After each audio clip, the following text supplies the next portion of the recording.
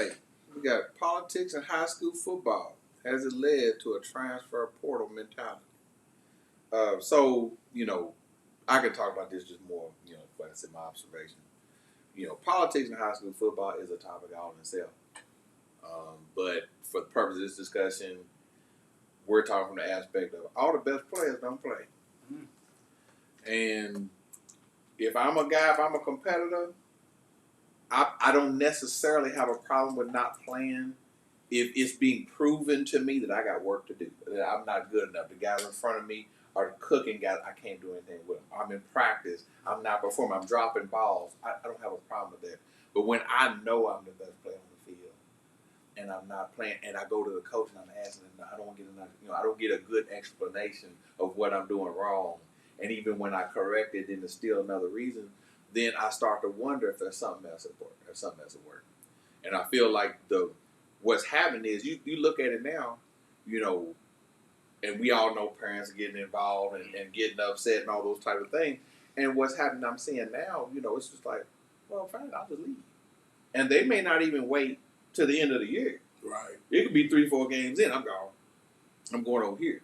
And maybe there's a different reason when you talk about transfer portal in college than necessarily high school, but it's almost like it's putting in their heads like, well, if I don't get the situation I want, I'm out of here. Oh, yeah. So then you're seeing guys are going to, you saw it a little bit maybe in basketball before because you had a lot of guys go to school year 2, go to prep school. Things like that. That was a lot more common in basketball. Football, you're seeing guys got 3 high schools.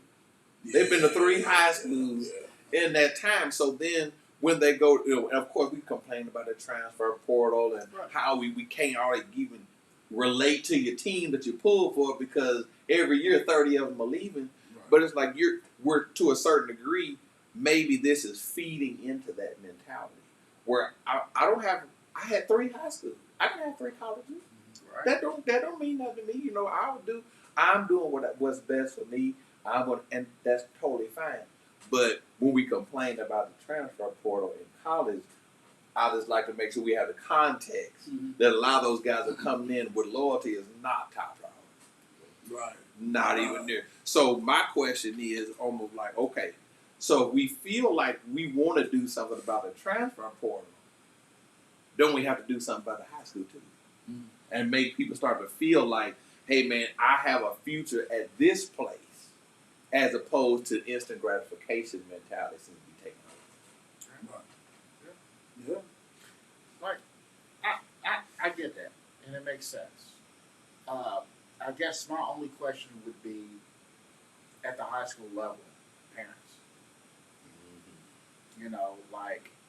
Do you believe it? If your child is better than this next child, and you should go to 3 different schools, you know what I'm saying? Then that's, that's a parent thing. I don't know if a student, because I think we've all said it in enough football games, high school football games, and they're like, you see your kid, or sitting on the side, or and you let all right, I'm not gonna say shit. I'm gonna let the coach do their thing. Mm-hmm. You know what I'm saying, I'm gonna let the coach coach my kid. Yeah. Used to. You know what I'm saying? But what about those? Yeah. What about those? You getting in the game. You know what I'm saying? And then what you mean he got to sit down for the next 3 plays? He should be playing now.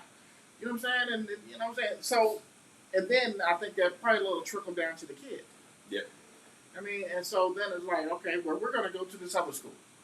Yeah. And so I think if you go from a football dominant school to a school that's all right in football, yeah, you're probably going to shine a little bit.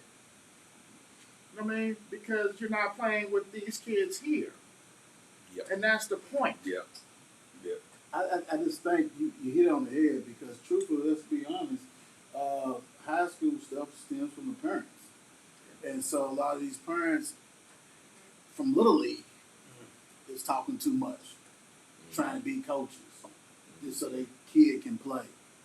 Goes all the way up. Then, like you said, I remember the first time I went back to Mel, and I saw 1,000 parents on the fence, and the kids is going over. It just blew my mind because we didn't interact with people on the sideline while the game was going on. And if you did, you wasn't going to play anyway. You know what I'm saying? It is the whole thing shift. I get it. I understand. I'm an old head. I'm okay with that.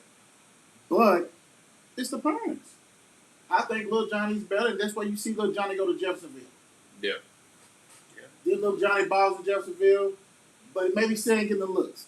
So now this other school has stepped up and said, Little Johnny look good in Jeffersonville. Why don't you come on over and play? That's 3 high schools right there. Bang, bang, bang. Yeah. You know, all that kind of stuff. And what are you really teaching? Right? Are you scared of, like you said, competition. Competition is different. Like, if you better than me, Yep. you better than me. Yeah. But if you're not better than me, and that's where the politics come. You know what? Your daddy a donor. Your daddy, the coach grew up with the father. You know what's going on. Yeah. Right? In the back of your mind as a former player, you always think, especially when you better, what's really going on. But my mentality was, I'm just gonna beat the shit out of him. Every day in practice, I'm gonna make it where these other coaches gonna go ahead and do stuff. My pops and them, you ain't got to worry about that. That's me. But that shift, those parents really don't exist like that anymore. They the first ones saying, "Oh no, Yeah. you suck." You know what I'm You saying? can hear it from the stage. Yeah, You can hear on them. the fence. You can hear them. You know what I'm saying? But you can't coach, you can't do it. And it's always, no matter what sport it is, it's always the coach. How about little Johnny had 7 turnovers? How come Johnny don't even know how to set a screen? Can't shoot free throws, can't rebound, don't know what defense means. It's never about little Johnny. It's always the coach. And that's a parental thing to me. I mean, by myself being in a position as a parent, then looking at my child play the football and being in that position, and I've seen where you want to speak up, but like I said, back in the day, you know, just like, hey, you handle that, you know, let my kid do his thing. Coach, evidently he's a coach for a reason.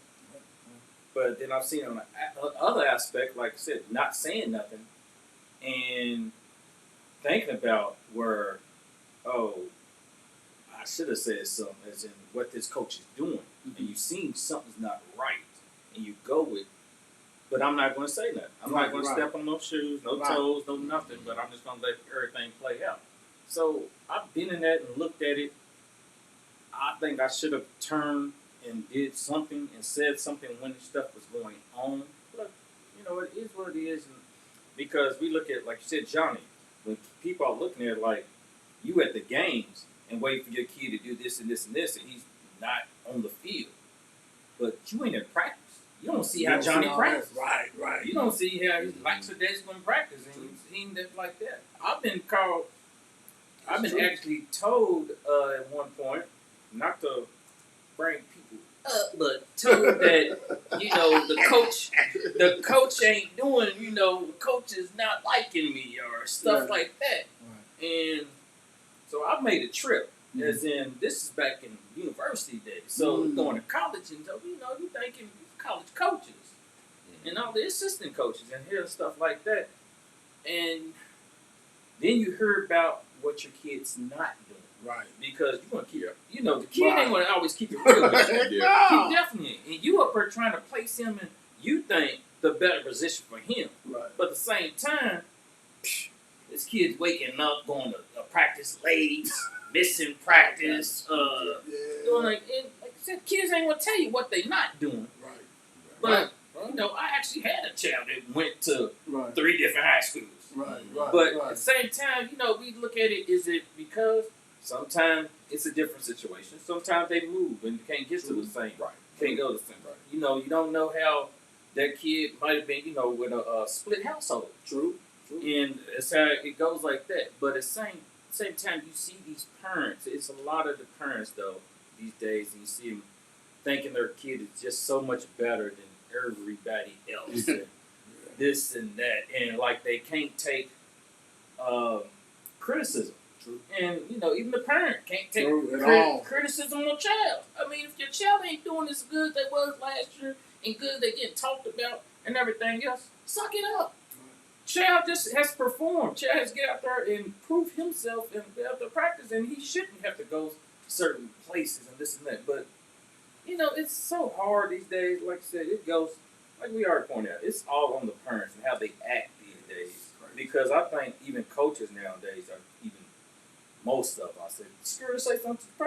because, hey, You don't see them videos. yeah. Yeah, so and to your point, what I see happening also is the parents, it's kind of this mud in the water. You see what I'm saying? Yeah. If there are some kids that should be playing that on, but if we were just talking about those, see, that's a different discussion. When we have a lot of parents trying to get their kids who really shouldn't be on the field, Right. then they're adding that to the pool. Now it's, you see what I mean? Now it's just everybody's complaining. Yeah. And Everybody. then I like the point that you made earlier when you were talking about what are we teaching, because sometimes it's like, okay, now look at the position the coach is in. So now the coach is like, okay, I got 3 receivers I'm trying to get. I got 3 of them. One of them, they parents like education. So they're not going to leave there because this is a really good school. So yes, there's reasons I really, from a sports perspective, want to move him on, but I don't want him not to get this education, so I'm going to leave him here. Right. Does the coach have to do him dirty? Because there's other 2 receivers, their parents like, he gone. Right. Yeah, but my son don't play. We gone. Well, that's, you see, what kind of positions that putting the coach in, and then not necessarily to defend the coaches. I'm just saying I believe that some coaches are put in the position to where it's like, okay, well, the only way I'm going to be able to keep these people where I need, keep my depth, keep all this kind of thing, is I'm going to have to cater to the ones that's going to leave. True. And the other ones kind of get stuck holding the bag, and that's not good at all. But it's putting them in untenable positions, especially the more expectations show up from a football perspective. Right. It'd be different if you have coaches that's basically tenured. But you hit it on the head though, because basic generation. So my thing is that's why you do have a lot of kids, let's say St. X Trinity, that probably don't even get a sniff, but they ain't going nowhere because they daddy played in 70. Yeah. 80. You know what I'm saying? Yeah. Legacy. It makes no Yeah. difference. Legacy. You're there. Yeah. You're there. Yeah. You ain't going nowhere. You ain't going nowhere. This play kickoff team. Yeah. Make the kickoff team, son. That's it. That's It's all. played better. Right. Tell your story. You better. get that championship ring, and it is what it is. Yeah. But nah, I was on the field. That's just I was on the a bench. sign of the times, man. Oh yeah, It is. yeah. You used to raise your kid by a village. Now you see your kid out here acting a fool. That ain't my kid. But he told me he ain't do nothing.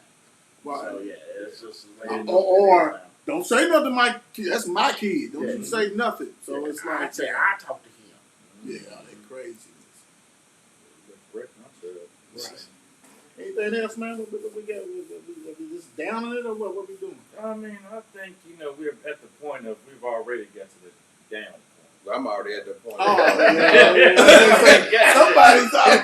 I'm already at the That point. down. Somebody's already out So, there. I'm doing all my tasting. Doing all my tasting for the show. I'm trying to hold off a leaf for the last one. I know. Right? Yeah, I was. Yeah. Good. Okay, you a little you good? I think I'll manage. I Okay. think I'll get through this last one. Ain't no problem with that. I mean, you should be able to find Blade and Bow probably around $40 or so. Okay. Yeah. And I have seen it. It's pretty available. Yeah. You know, Yes. it's not one you have to search and Yeah, go high and low to find. allocated. You should be able to find that. It's done easily. Yeah. And hey, and I seen it on the court, man. I seen guys who kind of like do, steal for a living. They got it too. So hey, you just never know. It's one of them you can get like that too. For $25. It's like, $20. what you want? Give me that bone arrow. Hey, whatever. I want that too. Yeah, big time. You get all that. That's good stuff. Oh man. All right, here we go. Go ahead and All right, touch on this last got you. the subject. Should there be a shot clock for schools, including middle schools and elementary schools? I mean, myself, I'm for shot clock. I'm for shot clock high school, for shot clock middle school. I mean, heck, why not start them early, getting in elementary school? Because they're gonna have to learn one way or the other. You can't just learn as in dribbling the ball out, passing 4 corners, anything else. I mean, the shot clock is in 27 different states right now. Mm. They're using the shot clock. the most recent states, Except for this. the real Kentucky. I mean, we just like, let's see how the shot clock goes. We're gonna use it in the LIT. I mean, it went well. Some teams couldn't. I ain't saying what team, man, but still, they couldn't adapt to the shot clock because they had these points they've had all season. But I mean, they still pretty good school. But shot clock, like how many? 5 different states just added last year. So you had Connecticut, Idaho, Minnesota, North Carolina, and Oregon. So you get, I'm saying, a couple of those states we do know. In North Carolina, Let me we ask know you this them real quick. I'm sorry. Does Indiana have shot clock? No. Okay, go And I think I did read that note. I'm gonna be specific, but I do believe I did see the note.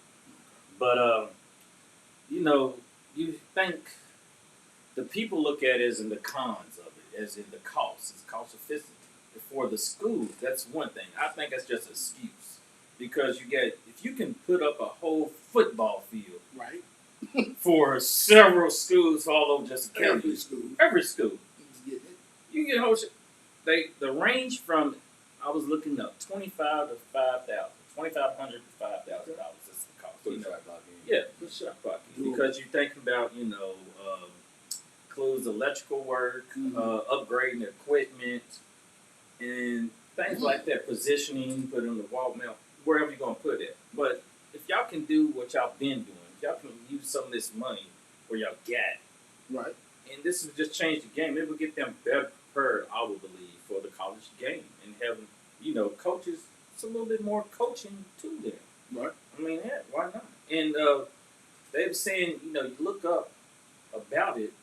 Coaches are more for who don't have the shot clock. They're more of the tradition. We want to keep it the traditional way. Like, let's keep basketball great, I guess. I mean, what the heck? Great again? Yeah. So, I don't know. I'm looking for them. They can make this money. Can I tap in? Can I tap in? They can make this money. They can, you can do it for certain things. You That's can a put Friday night football game. Man, why not? Why not? You can. All right, so make it great again. All right, it's kind of a shame that you have schools or states that is known for basketball, right? If Indiana is one, we know Kentucky definitely does not have it. This is why I love what this show can be about. Kentucky's going to be one of the last ones to do it because you have these county schools that know if they get a lead, shoot some threes, hold on to the ball, they can be a better team than they are. They can be an athletic team, and they ain't got to worry about it. That shot clock kills all that. You got to run some plays. You got to stop some plays. Right. But if we can play 4-quarter, when you see them scores in these games, and it be like 32 to 28, and this is like tournament games. You know what I'm saying? Like, what the hell is because they holding the ball? And you ain't got to do anything. So, meaning that it takes more coaching because you're going to have more possessions and more possessions to defeat.